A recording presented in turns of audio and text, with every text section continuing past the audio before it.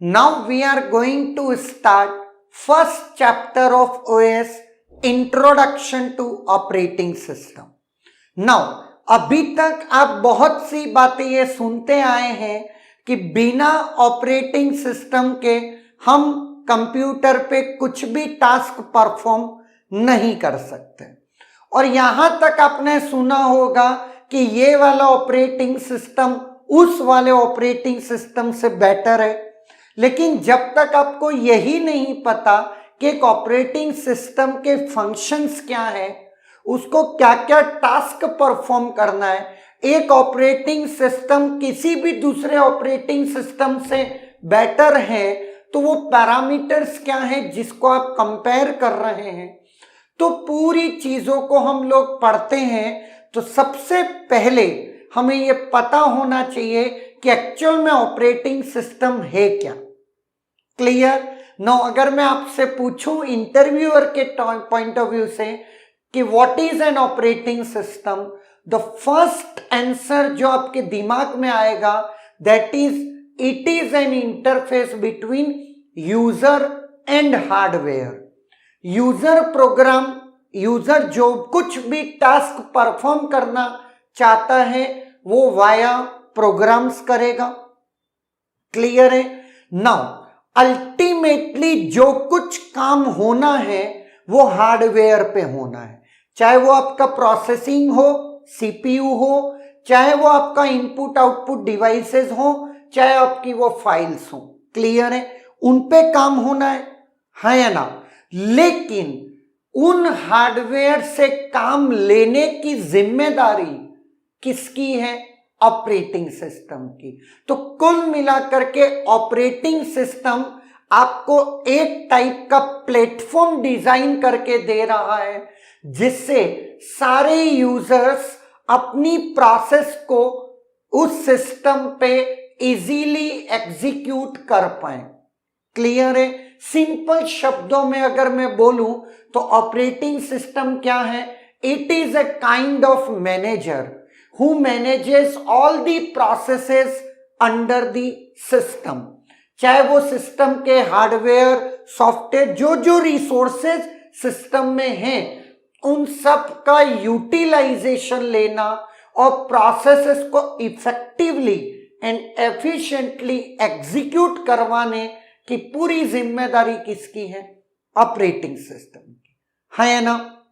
Now अब अगर मैं बात करता हूं अपना पूरा जो आर्किटेक्चर है उसमें ऑपरेटिंग सिस्टम कहां पर लाई करता है, तो सबसे पहले अंडरलाइन में हम कह सकते हैं हार्डवेयर से, उसके ऊपर आपका ऑपरेटिंग सिस्टम आ गया और उसके ऊपर आपके आ गए एप्लीकेशन प्रोग्राम्स, जो भी यूजर 1, यूजर 2, यूजर 3 और अप टू यूजर n, सारे यूजर्स के अपने अपने प्रोग्राम्स हैं।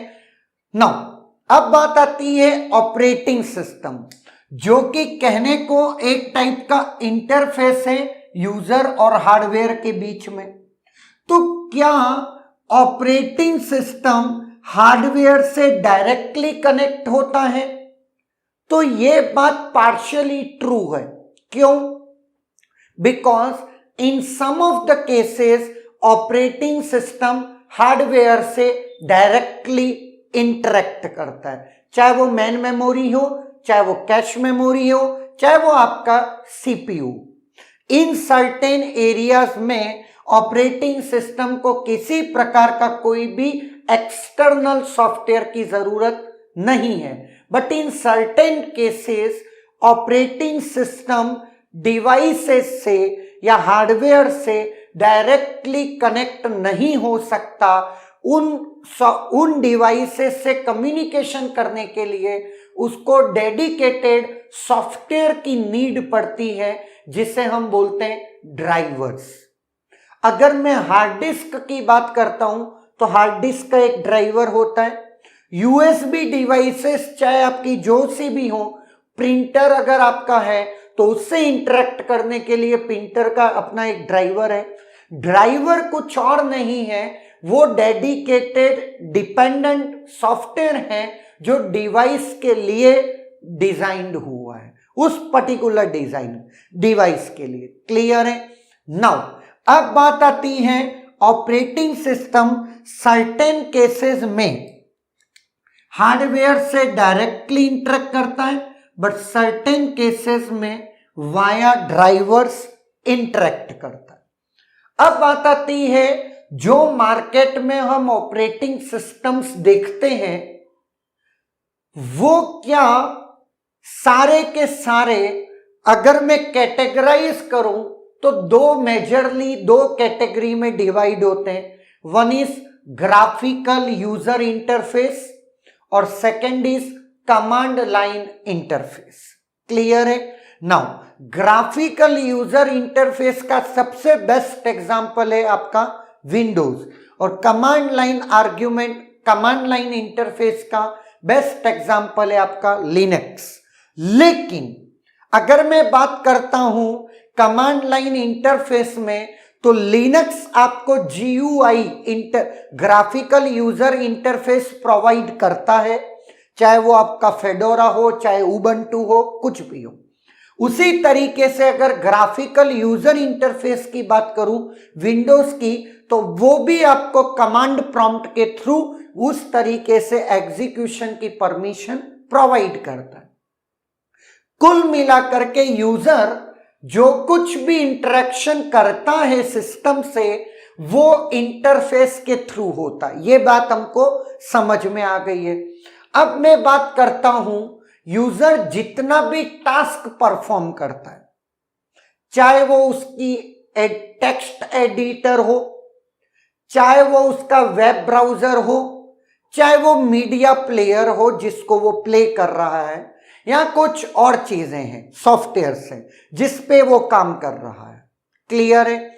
जो कुछ भी चीजें हैं, चाहे वो VLC प्लेयर हो, चाहे वो आपका Mozilla, Google Chrome, internet explorer, आपके वेब ब्राउजर्स हो, चाहे वो आपके text editor, Microsoft office, MS word, MS जो भी प्रोग्राम्स हैं, यूजर उन प्रोग्राम से अपने टास्क को परफॉर्म करता है।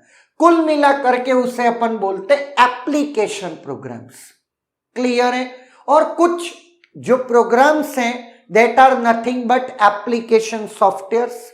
ऑब्वियस है, सॉफ्टवेयर कुछ और नहीं है, सेट ऑफ प्रोग्राम्स ही सॉफ्टवेयर है। क्लियर? अगर मैं बात करता हूं सॉफ्टवेयर्स के डिवीजन की, तो एप्लीकेशन सॉफ्टवेयर्स होते हैं, सिस्टम सॉफ्टवेयर्स होते हैं। तो operating system is a system software, जहां पर system software which provides platform for other softwares. जो एक टाइप का सॉफ्टवेयर दूसरे सॉफ्टवेयर को चलने के लिए एक प्लेटफॉर्म बना करके देता है। क्लियर?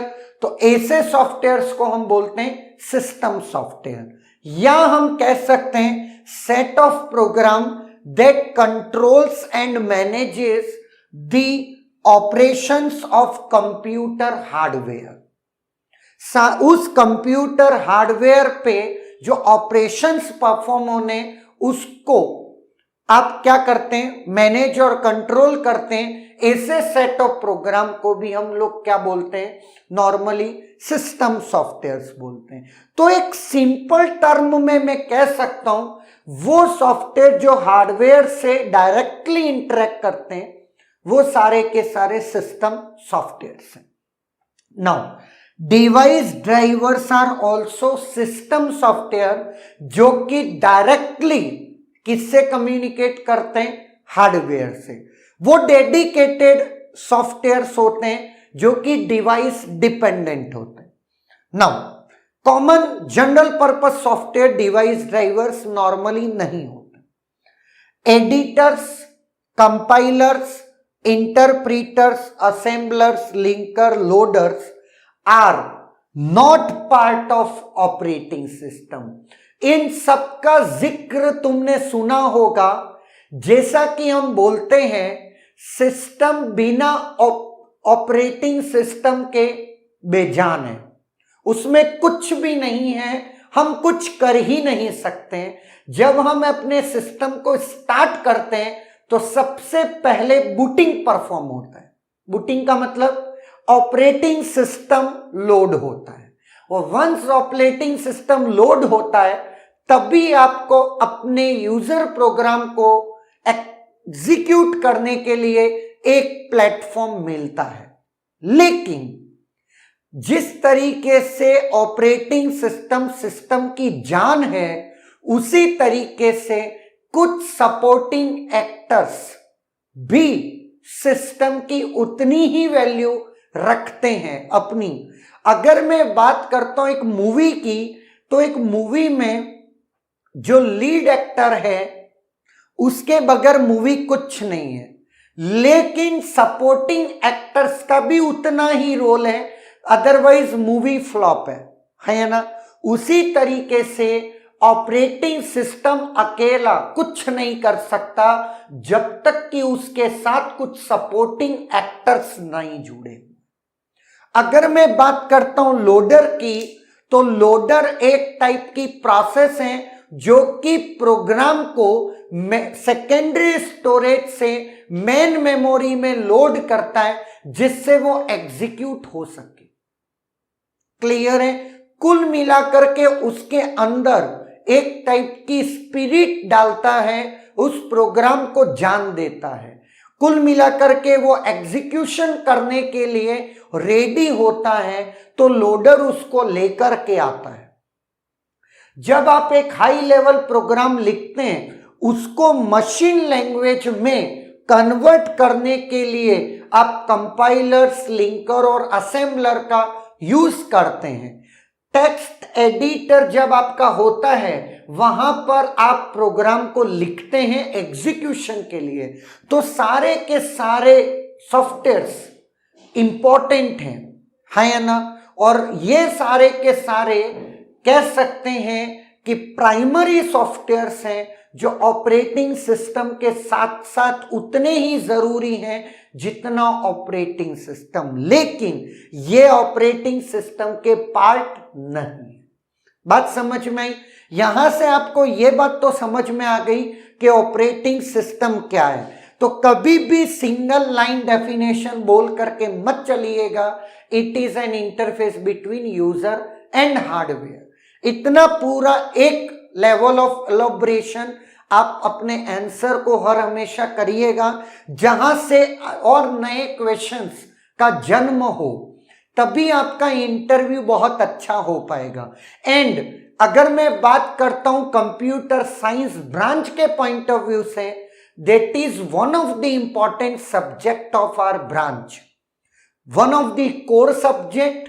और ये कह सकते हैं जितना आप इस सब्जेक्ट को डिटेल में पढ़ेंगे, और स्पेशली कम से कम विंडोज का एक ऑपरेटिंग सिस्टम, लिनक्स का एक ऑपरेटिंग सिस्टम और मैक, इन तीनों की केस स्टडी पढ़ोगे कि कौन सी एक ऑपरेटिंग सिस्टम क्या फॉलो करते हैं, तो आपको रियल लाइफ में ये फील आएगा कि हम किस तरीके से आगे बढ़ रहे हैं in terms of operating system. Clear है? Is there any doubt?